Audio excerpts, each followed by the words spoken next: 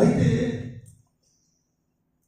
Abraham గారు మాట పట్టుకుని బయలుదేరి వస్తుండగా ఈలోగా ఎప్పుడు ఆతృత్పడుతున్నది ఈ 300 మంది పట్టుకుపోదామని ఎవరు సాలేం రాజు అక్కడ ఎదురై సొదొమ రాజు ఇక్కడ ఉన్నాడు. ఈలోగా ఆయన గారు ఎదురై ఆయనకి అబ్రహాం గారికి నమస్కారం పెట్టి నీకు ఏం కావాలి, దేశంలో ఏ ప్రాంతం కావాలి చూడండి.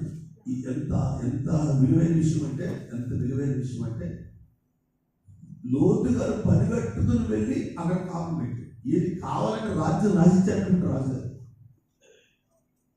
మామూలు విషయం కదండి. అర్థం చేసుకుంది అంత అతనికి ముందు అంత సంపద ముందు పెడితే ఏమన్నాడంటే నీ చెప్పులు వారిన నీ చొక్కాలంటే నూలు పోగైన నాకు అక్కర్లేదు, ఫ్రీగా తీసుకునే బ్యాచ్ ఉంది కాదు. కొంతమంది ఎక్కడ ఫ్రీగా దొరుకుతుంది అక్కడ కొట్టేసేటారు.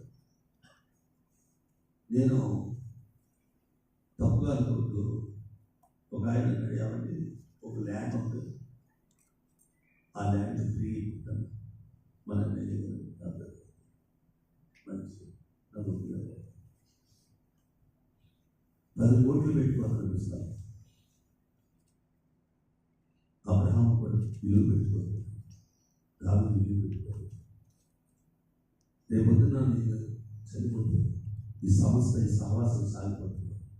ఈ ఫ్రీ ల్యాండ్లని ఈ గవర్నమెంట్ ఏదైనా తేడా చేస్తే నా పిల్లల పాలవుతుంది. ఎంత పెట్టుబడి ఇప్పుడు మీరు పెట్టేది 100 కోట్లు పెడతాను.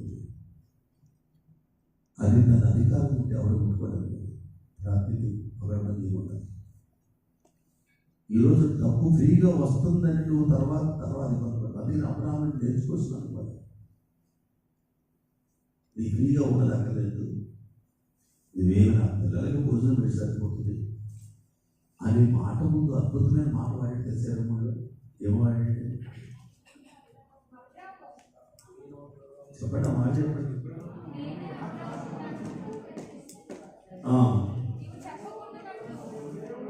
ఎక్కడైనా 18కి 23కి తేడాగా మాట్లాడండి చెప్పండి. వాళ్ళ యాజకుడు, వాళ్ళ దైవజనుడు, వాళ్ళ అభిషేకుడు ఏది చెప్పాడో అదే తూచా తప్పకుండా చెప్పిన అనుభవం మనోళ్ళ సత్యం ఇంటర్ బయట చెప్తుంది. అదే అర్థమవుతుందండి, నేను చెప్పిన అర్థం. అభిషేకం ఎలా వస్తుంది